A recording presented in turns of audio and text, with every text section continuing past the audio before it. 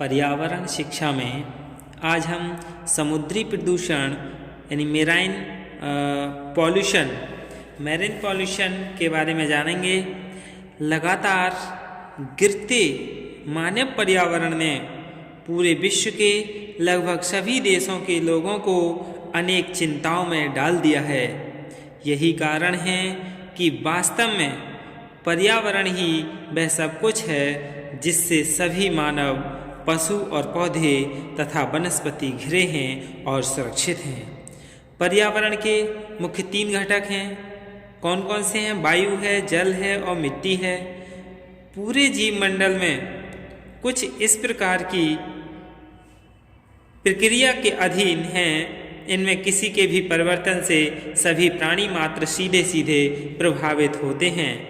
इसके विपरीत यह सभी परिवर्तन पृथ्वी के पूरे प्राकृतिक पर्यावरण को ही बदल देते हैं। स्थिति तो यही है कि दोनों प्राणी जगत और प्राकृतिक पर्यावरण कुछ इस प्रकार से बंधे हैं कि एक प्रकार का प्रभाव दूसरे पर और दूसरे का प्रभाव पहले पर स्वतः ही हो जाता है। मानव का समुद्र से आकर्षण के अनेक कारण हैं। वह भोजन है, व्यापार, व्यवसाय, उद्योग, मनोरंजन और साहसिक कार्यों आदि से बड़े नज़दीकी से जुड़ा है और समुद्र से अनेक लाभ उठाता है। हाँ, एक सबसे बड़ी परेशानी यह है कि समुद्रों को मनुष्य ने अपशिष्ट निस्तारण का संग्रह केंद्र बना रखा है, जिससे आसपास का पूरा पर्यावरण ही नष्ट और विकृत हो जाता है और अनेक प्रकार की आवासीय और अस्वस्थता की समस्याएं अपना मुंह खोले हैं। तो हम विश्व के महासागर के बारे में जान लें कि विश्व के महासागर कौन से हैं। विश्व के सभी महासागर एक दूसरे से मिले हुए हैं, फिर भी महाद्वीप की स्थिति के अनुसार उसके यानी इसके नाम अलग अलग रखे गए हैं। और ये कितने हैं? ये 5 हैं। 5 कौन कौन से हैं? पहला है प्रशांत महासागर यानी पैसिफिक ओशियन। यह महासागर सबसे पुराना एवं सबसे बड़ा है और पृथ्वी के 35.25% भाग में फैला हुआ है, जिसका क्षेत्रफल 166,241 वर्ग किलोमीटर है। यानी इसकी अधिकतम चौड़ाई 16,880 किलोमीटर और अधिकतम गहराई 11,516 मीटर है। इसके बाद दूसरा है अटलांटिक महासागर। यानी यह महासागर पृथ्वी के 20.9% क्षेत्र में है, जिसकी अधिकतम गहराई 8,381 मीटर है और इसका क्षेत्रफल यानी वर्ग किलोमीटर में 8,65,57,000 वर्ग किलोमीटर है। फिर है हिंद महासागर यानी इंडियन ओशियन।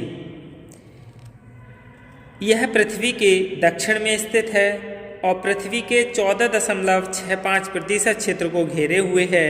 इसकी अधिकतम गहराई 7,725 मीटर है और इसका कुल क्षेत्रफल यानी वर्ग किलोमीटर में है 7,34,27,000 वर्ग किलोमीटर। फिर है आर्कटिक महासागर। आर्कटिक महासागर यह पृथ्वी के उत्तर में है, फैला हुआ है और इसमें क्या है, जो पानी है वो बर्फ के रूप में जमा है, जो व्यावसायिक रूप में किसी काम में नहीं आता है, जिसका क्षेत्रफल है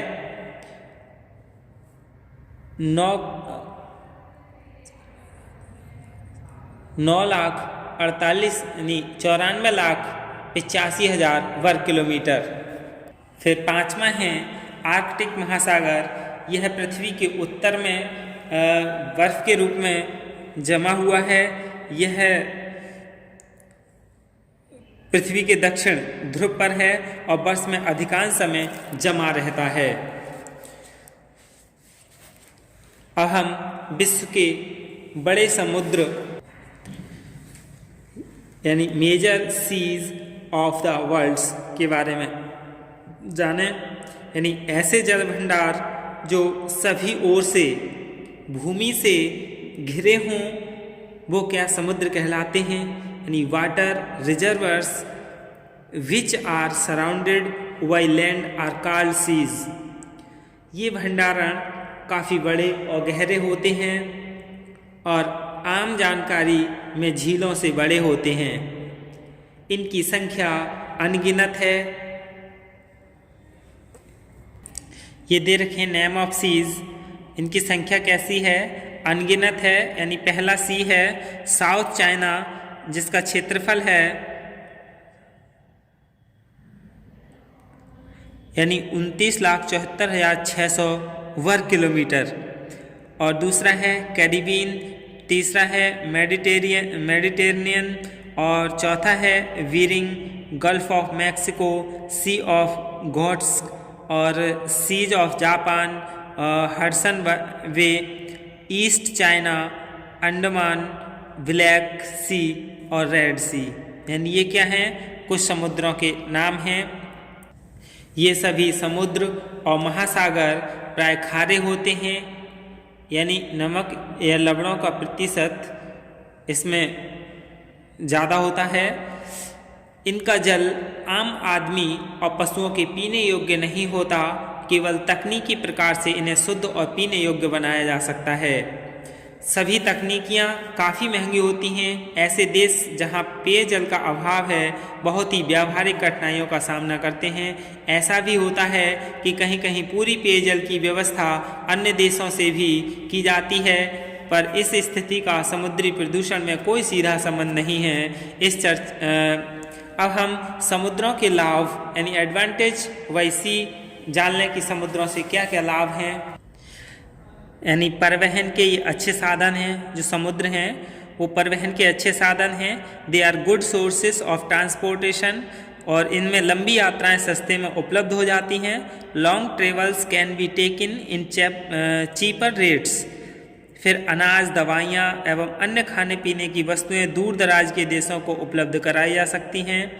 और इसमें यानी food, grain, medicines and other eatable commodities may be made available to distant countries। और समुद्रों से क्या लाभ है? यानी उद्योगों के लिए भारी मशीनरी और अन्य उपकरणों का ले जाना सहज होता है। It is easy to carry heavy machines and its equipments for industries। और इनसे यानी मनुष्य और पशु और जंगली जानवरों को सुरक्षित तरीके से ले जाना संभव है। And it is possible to shift safely man livestock and wild animals. ये व्यापार में महती भूमिका निभाते हैं। मछली उत्पादन कार्य में सदैव सहायक होते हैं, यानी आजीविका के अच्छे स्रोत होते हैं। समुद्र जो हैं वो प्रवाल भित्ति को संरक्षण देते हैं, यानी कंजर्व कोरल रीफ्स को। समुद्र और महासागर अनेक महत्वपूर्ण खनिजों के भी भंडार हैं। समुद्र जो है वो विभिन्न प्रकार के ऊर्जा संसाधन जैसे कोयला, आयल्स और गैसें, धातु खनिज जैसे मैग्नीज, लोहा और टिन, रासायनिक लवण जैसे सोडियम और क्लोरीन, ये सभी चूना समुद्रों और महासागरों से उपलब्ध होते हैं। और इसके बाद फिर है विभिन्न ये समुद्र हैं वो विभिन्न प्रकार ये सभी चीज़ें हमें प्राप्त होती हैं इनसे। समुद्रों से हमें और भी बहुत लाभ हैं, जैसे धातु खनिजों में सोना, चांदी, जस्ता, यूरेनियम, थोरियम, ये सभी महासागरों से प्राप्त किए जा सकते हैं। समुद्री चट्टानों तथा ढालू चट्टानों अवशेषों से जिरकन, मोनाजाइट, रूटाइल्स, मैग्नेटाइट, सोना, हीरा, प्लेटिनम, फॉस्फोराइड, गंधक आदि की प्राप्ति संभव है। समुद्रों के तटीय क्षेत्रों में तांबा, जिंक, सीसा और कैल्शियम आसानी से मिल जाता है। समुद्रों में उठने वाली आर्द्रता से फलों का उत्पादन बढ़ जाता है। और समुद्री तट मनोरंजन स्थल के रूप में विकसित किए जा सकते हैं। समुद्रों से लाभ के बाद अब हम समुद्री प्रदूषण के कारण जान लें कि समुद्री प्रदूषण के क्या क्या कारण हैं। समुद्री प्रदूषण के बहुत सारे कारण हैं, जैसे समुद्रों और महासागरों की स्वयं की गंदगी होती है जो उनके तलों में जम जाती है। यानी seas and oceans on their on fish which is deposited in their bottoms.